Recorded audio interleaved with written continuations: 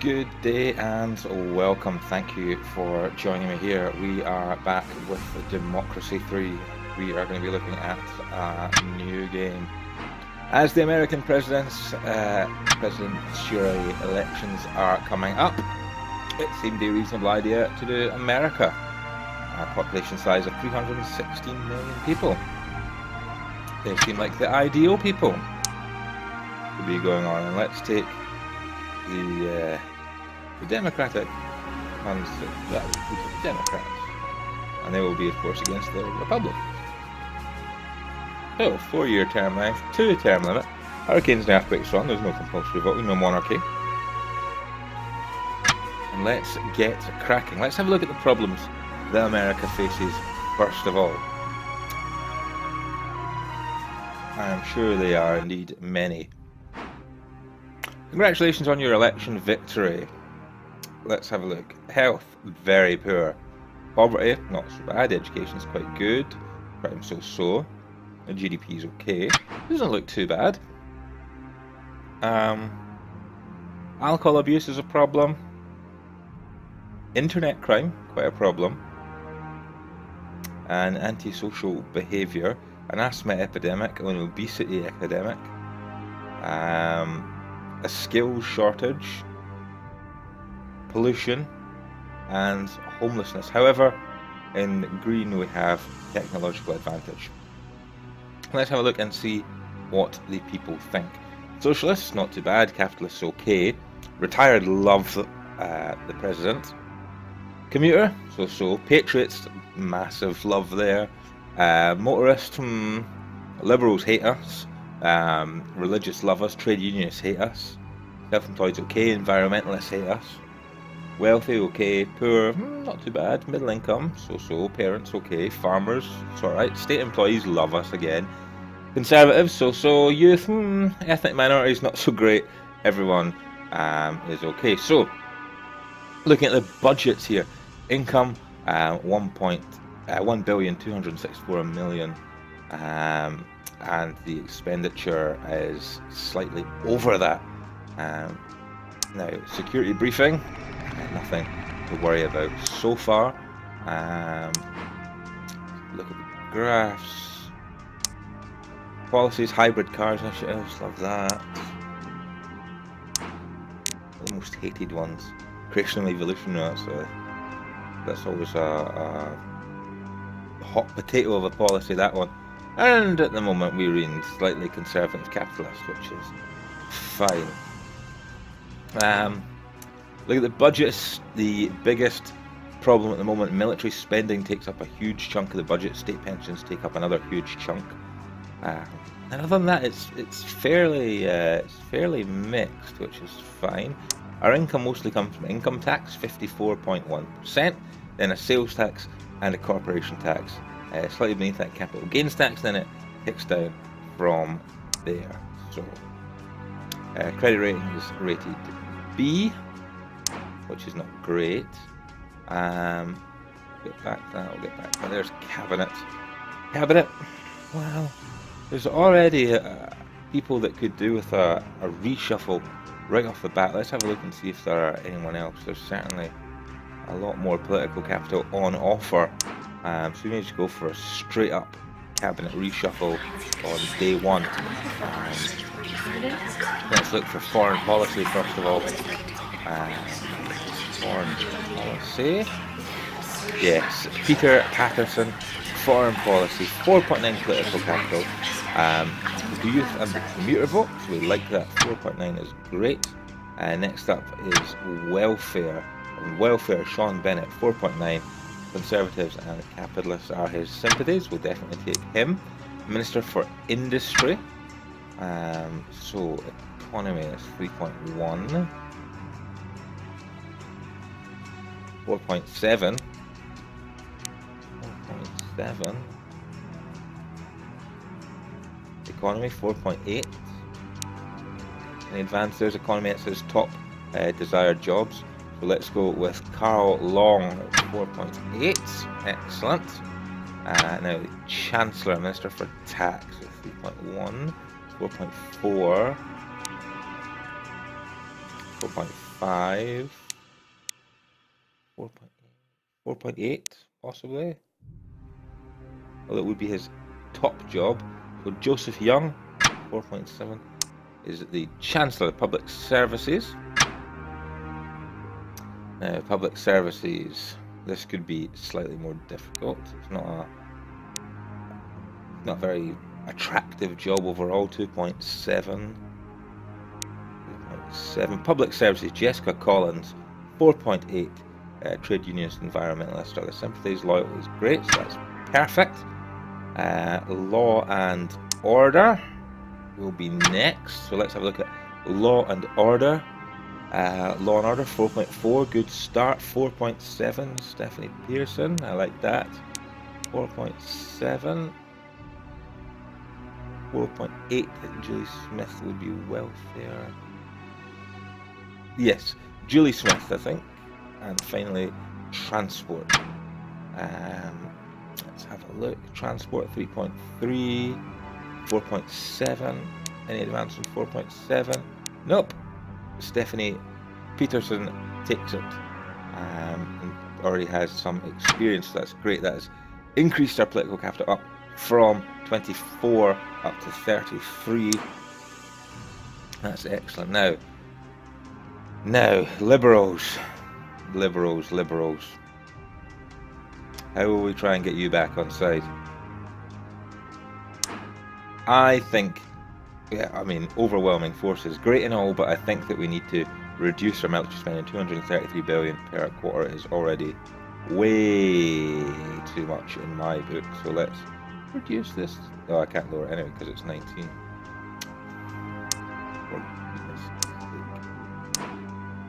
Well, we know what the first thing will be next quarter. So, death penalty. Can't reduce that. Let's have a look at the policy ideas that we can. And let's see what we can do here.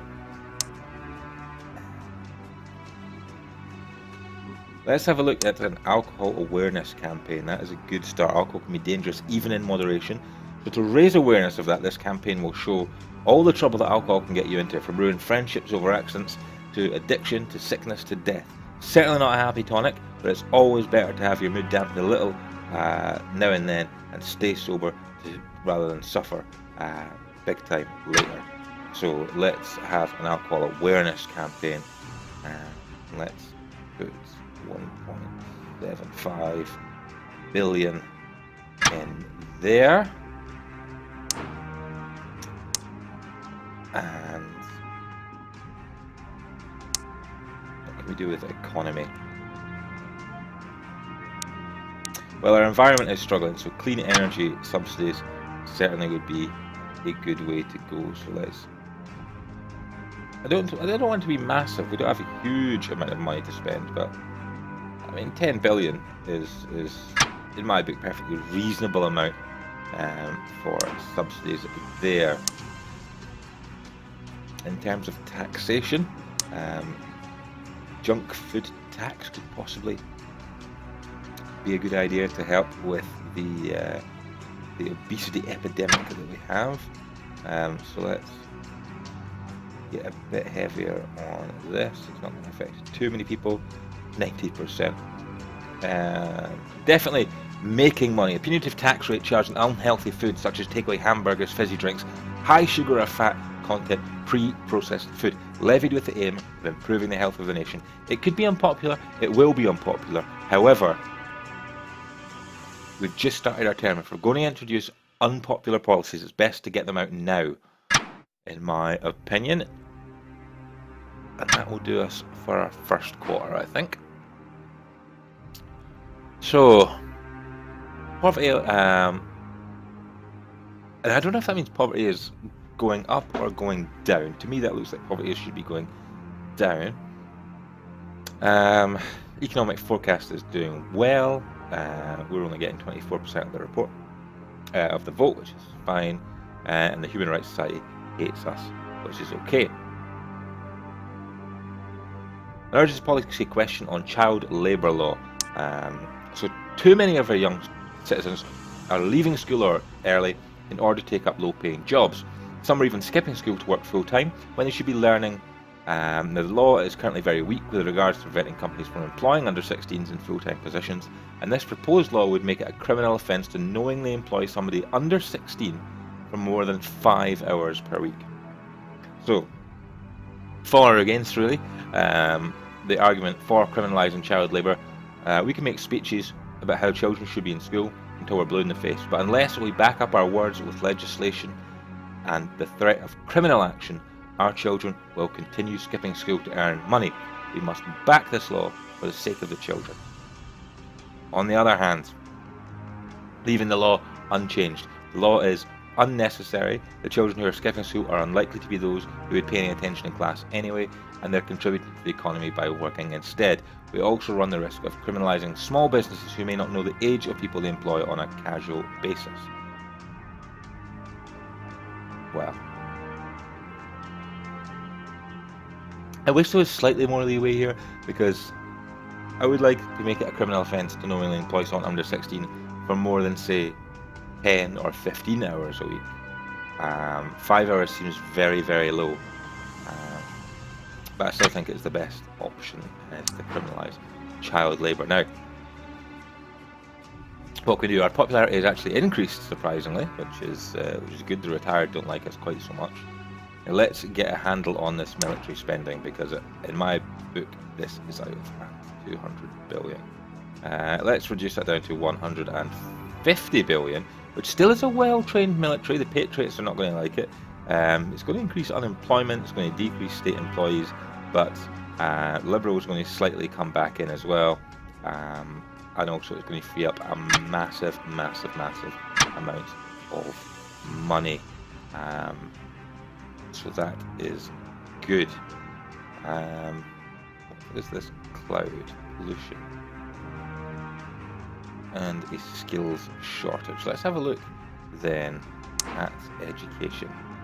So state schools, very little in terms of investment here for state schools. We could certainly raise that investment up to somewhere in the region of 140 billion dollars, and that would certainly improve quite a lot of things. Actually, it certainly does affect quite a lot.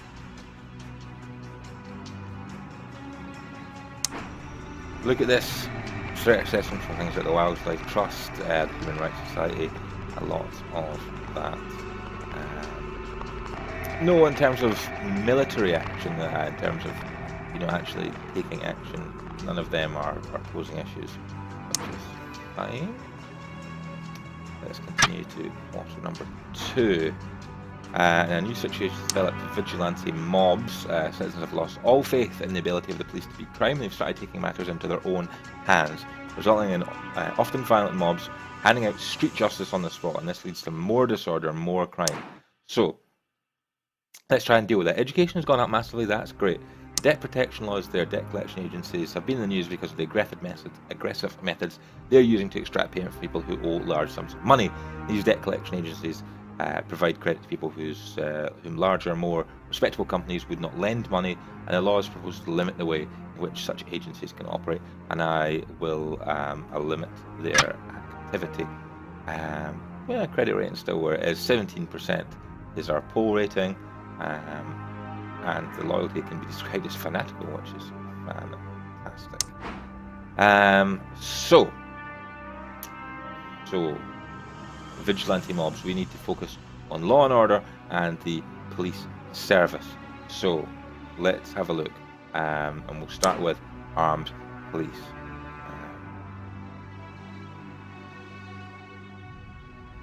That's just going to aggravate the Liberals some more, actually, so let's revert the changes from that. The police forces here. So let's increase our police spending. So 33 it was. Let's go 54 is the maximum it can be. So let's hit that hard.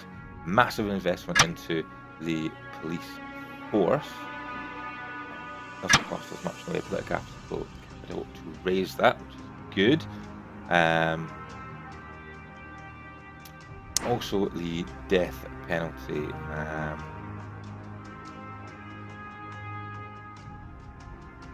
if anything, I would quite like to abolish the death penalty completely. This says the death penalty is the ultimate punishment for serious crimes.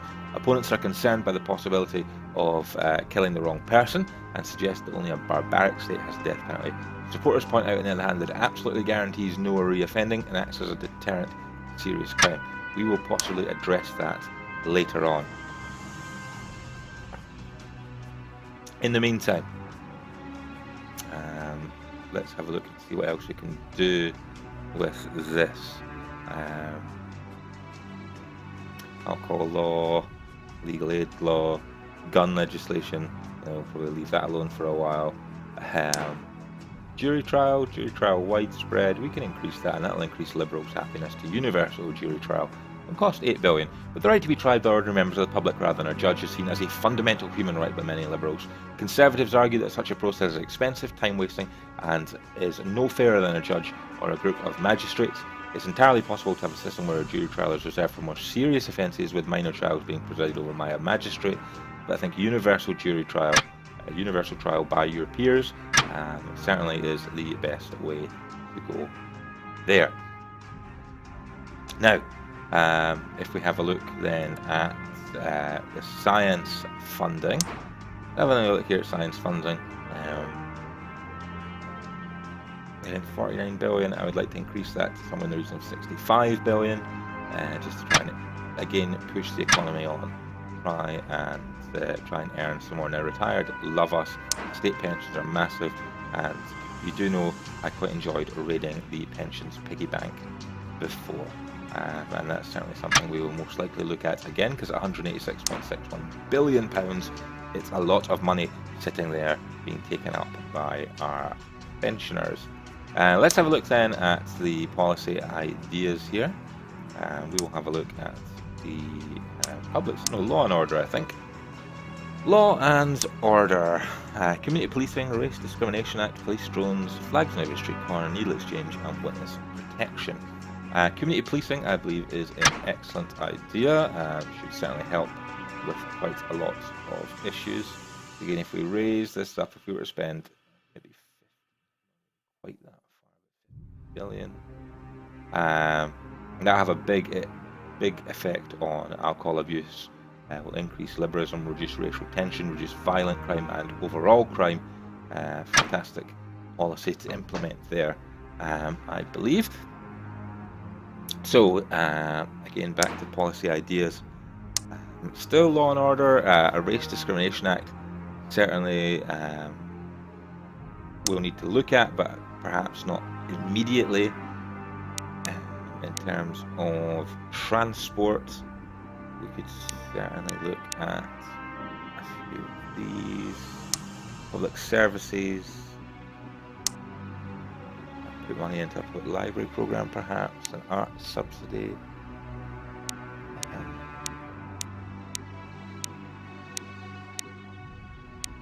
Compulsory school sports, I believe this is probably a good policy here, because we do have an obesity epidemic on our hands. So going beyond the physical education once a week in schools, this program will introduce fully fledged sports classes, and pupils will be encouraged to pick a field they like and train for it, later competing in school tournaments on local, regional and national and eventually international level if they are good enough. This will increase the health of our children. I don't think we can argue with that, and I don't think we can really complain too much about dropping $2 billion in there. So I'm pretty happy with that. Leaves me with 11 capital left over, which again I'm pretty happy with. So let's go on to the third quarter. As we return to government, oil pipeline has been attacked, oil supply is down by 0.25, Patriot support is down by 0.21, which is a bit disappointing. High productivity, though, a new situation has developed. Our workforce are extremely productive, producing a higher amount of practically everything in comparison with our competitors, and this is great news for the future of our economy. So I'm pretty happy with that. Economic forecast is good, the economy is doing well, credit rating is still so. Polls report 23% now, so it is increasing. Cabinet report is very, very good. A look at the security briefing shows that human rights and communists are losing members. The Wildlife Trust, however, are gaining some, slight issue. Okay. Let's then have a look. We've got 44 political capital. Liberals are still fairly upset with us. Environmentalists are still not happy, and neither are trade unionists. The population on the whole is not great. Our expenditure is still very, very high. Military spending, 1.81 billion is still very high. State pensions are still very high as well.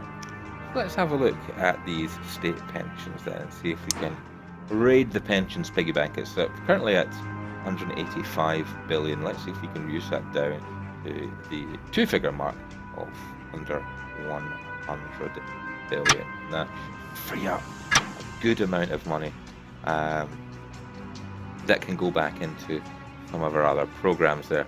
What's this one in Law and Order? Antisocial behaviour. No.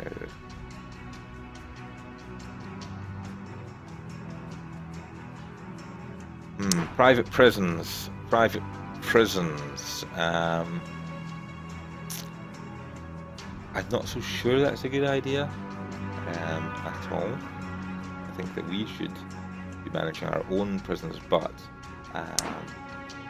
this is maybe not the best time to introduce. Let's have a look at foreign aid, see how much we're throwing out in foreign aid. It's only 17 billion, so it's not a great amount of money. It is a policy I may think about cancelling, though I believe there are enough problems within our own borders at the moment. But foreign aid, some foreign countries have very poor economies, poor education or food shortages, and it can be argued that relatively rich nations such as ours have a moral duty to help them.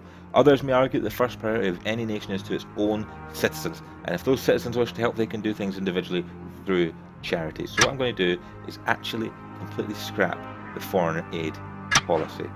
Now that is quite a controversial move, I know, but I think that it is possibly for the best in this instance. So let's move on now to start of our fourth quarter.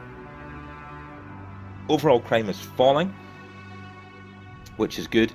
The economy is doing well, and we have the credit rating is at BBB, which is fine. Approval ratings are at 25%, and the security rights is just about the Human Rights Society as per usual. Freedom of information. There have been calls for law to increase the availability of information held on databases about citizens without their knowledge. These include the records held by private medical companies, insurance companies and debt collection agencies, as well as information held by government departments. I'm going to select to reject this proposal this time, and this is just because freedom of information from government and private companies is all well and good, but I don't think there needs to be a law if the option of giving that information out, then that's fine. Having a look at our budget, our expenditure is down, income is up, which is great, but I think we really need to start moving on this economy now. We really need to try and really get some money back in. So what we're going to do is let's introduce tax shelters. By not fully taxing the wealth of the super rich, tax shelters can be a great way to encourage successful entrepreneurs to make our country their home. And with the ever-shrinking world, the rich are indeed free to settle wherever they please. I encourage them to live here, may mean they spend their wealth within our country rather than another one. So let's make that around 8 billion. There.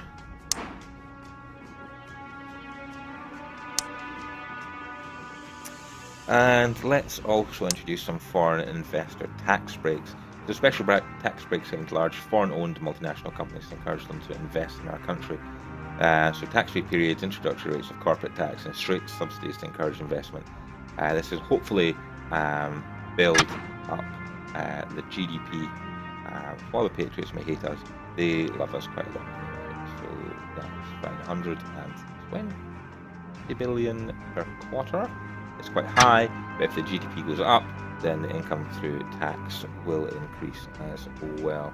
again, if we have a look at something, for example, like income tax, we can look at the income history and notice that as the economy is going up, as is our income from income tax. So I'm pretty happy with that. I don't think with 11 political capital I can go anywhere near the creationism versus evolution issue.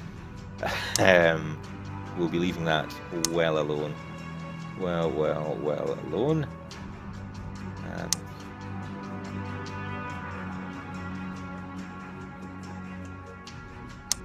Let's have a look at even some robotics research grants. A special grant to encourage research in robotics, which is a long-term area of research which will eventually bring a vast boost in productivity, but at the same time reduce the amount of lower semi-skilled jobs in the economy, potentially leading to higher unemployment. But I think we're going to try and increase the funding in schools to try and make our people smarter. So there should be less need for low-skilled jobs. Into the next quarter we go. The economic forecast is good still. Crime is still falling. We've got 28% of the votes in the polls. So overall, fairly happy. GM food proposal. A large number of agricultural companies are interested in growing genetically modified food on our soil. Some food can be genetically manipulated to allow for longer shelf life and both disease and herbicide resistant. Opponents are concerned about the potential risks associated with altering the food chain. Farmers, however, are divided. So, we can choose to allow the GM crops. They have huge potential benefits, increased shelf life, thus reducing the cost to the sellers, and they can also reduce the need for pesticides, thus meaning less harmful chemicals in use during their production. It's also possible for foods to be created with other benefits, such as improved vitamin control. Now, on the other hand, we could ban the sale of GM food. There is no need for GM food. The benefits are great for the producers, but not for the consumers. And we simply do not know enough about the long-term effects of genetically modifying the food chain. Scientific research is all well and good, but once released into the environment, these organisms cannot be recalled. We should act now to protect the food chain from genetic modification. I'm going to allow GM crops. I don't believe that it's that big of a problem. And we'll see where it goes. Unemployment obviously is still a big problem and another thing that we need to look into. Okay, let's have a look at funding schools. Now, schools can be an issue for us, and I think we need to look seriously at investing far more heavily into our schools. So free education for all ensures high levels of literacy and can be beneficial to the economy, especially those parts of the economy requiring a skilled workforce. And as we've just implemented the robotics research grants, the need for skilled workers is higher than ever. The flip side of this is that making state education can be expensive for the government, and wealthy individuals not making use of state schools may resent subsidising, which is true, but we are still going to raise it to around £200 billion per quarter, which will result in quite a massive increase all the way across the spectrum. Socialists are still not happy with us, although they should be pretty happy with the state school funding, to be honest.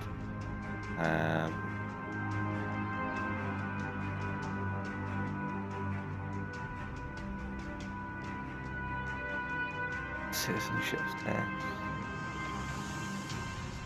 Just think in terms of foreign policy, we need to be very careful overall with what we choose to do. Road building, subsidised school buses. I've got nowhere near enough to touch the death penalty yet. And let's have a look at policy ideas for law and order. Let's have a look at implementing the police drones, unmanned aerial reconnaissance vehicles similar to remote control planes, which can be employed by the police force for eye in the sky. It's useful to keep track of mobs and rioters and allows for subtle yet effective surveillance. The police see this as a vital tool for modern crime fighting. There are concerns as a step towards a further Big Brother style intelligence society, where everyone is tracked. However, given the state of crime, especially violent crime in our country at the moment, I do think that there's probably less concern about the government watching you and more about the mobs roaming around the streets. I know I would be far more concerned with that. So let's go with that, and we'll call it a day here. And if you join us again for our next episode, you'll see our next term, our next part of our term in government. Thank you again for watching. Remember to like, favorite, subscribe, and share, and I will see you all next time.